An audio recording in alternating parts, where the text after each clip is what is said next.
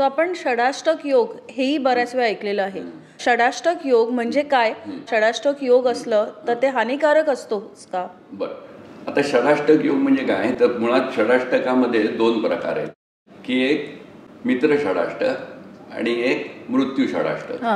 तर त्या याच्यामध्ये म्हणजे एक मित्र म्हणजे प्रीती षडाष्टक आणि मृत्यू षडाष्टक. तर मृत्यू षडाष्टक योग वर्ज्य करावं असं शास्त्रांनी सांगितलेलं आहे.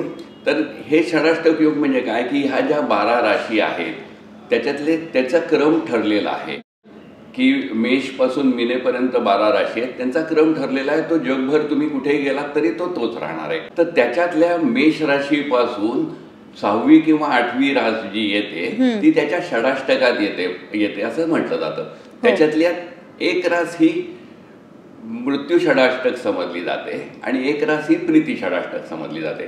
पण मुळातच म्हणजे या दोन्ही शब्दांमध्ये त्याचा अर्थ भरलेला आहे, की षडाष्टक आहे पण प्रीती षडाष्टक आहे. म्हणजे जसं आपण आपल्याकडे म्हणतो की तुझं माझं जमीन आणि तुझ्या वाचून कर्मिना असं आपण म्हणू शकतो.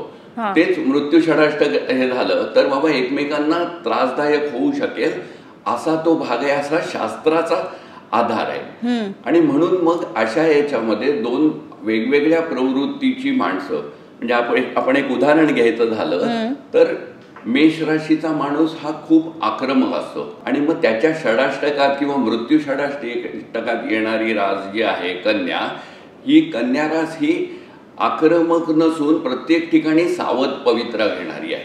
तर मग अशा याच्यातले दोघांची जोडी कशी जमवायची, की एक जण पुढे जातोय आणि एक जण सावध पवित्रा घेतोय, त्याच्यामुळे त्याचा वेग मंदावतोय.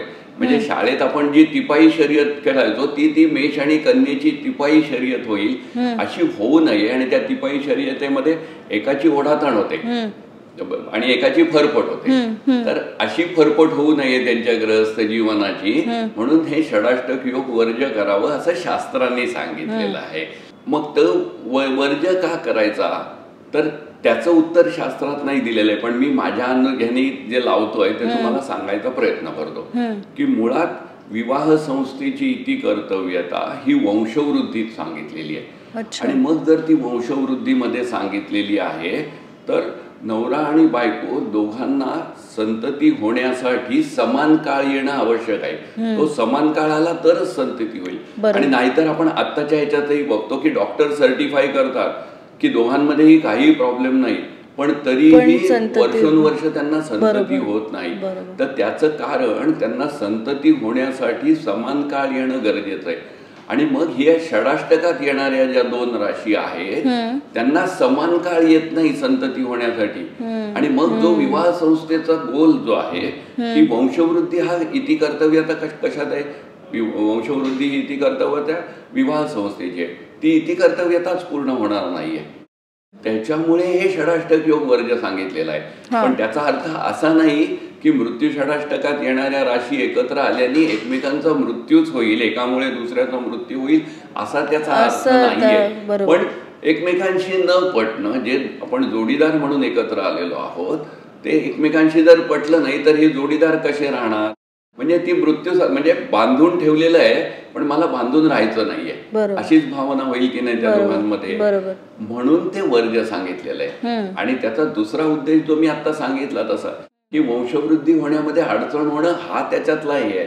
आणखीन ज्या वेळेला आपण अभ्यासाने विचार करतो त्यावेळेला ती वंशवृद्धी होण्यासाठी जो एकत्र अनुकूल काळ येणं हे आवश्यक असतं. म्हणजे ज्याला आपण असं म्हणतो की गुरु अनुकूल, हे सांगतो की गुरु अनुकूल असला पाहिजे. पण ते गुरुचं मेन काम काय असतं, म्हणजे त्यांचा रोल काय असतो? गोष्टीची उपलब्धता करून देणं. मग आपण असं म्हणूया की इथे काळाची उपलब्धता करून देणं हे पण गुरुचं काम आहे. की मग दोघांनाही एक काळाची उपलब्धता एकाच वेळेला नसेल तर कशी वंशवृद्धी होईल, नाही म्हणा. आणि मग ती आता आपण म्हणतो तशी रिझल्ट आपल्याला मिळू शकतात. की कितीतरी डॉक्टरांनी सर्टिफाय केलंय की दोघांची हेल्थ आमच्या दृष्टीने खूप चांगली आहे, पण स्टील कन्सेप्शन होण्यासाठी प्रॉब्लेम होतो.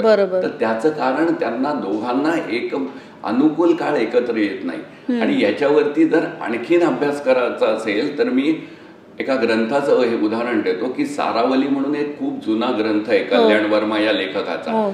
आणि त्याच्यामध्ये अध्याय 18 ते 21 या याच्यामध्ये त्याला आधानाध्याय असं म्हटलंय किंवा संतती अध्याय असं म्हटलेलं आहे. आणि त्याच्यात यांनी हे आवर्जून लिहिलेलं आहे की सकाम म्हणजे इच्छित हे गर्भधारणेसाठी योग्य काळ कोणता आणि कोणता आहे ह्याच्यावरती सारावलीमध्ये खूप छान विवेचन केलेलं आहे. म्हणजे प्रत्येक राशीनुसार असं प्रत्येक राशीनुसार नाही, तो ग्रंथ माझ्या दृष्टीने आपल्या मेडिकल सायन्सशी जोडलेला आहे.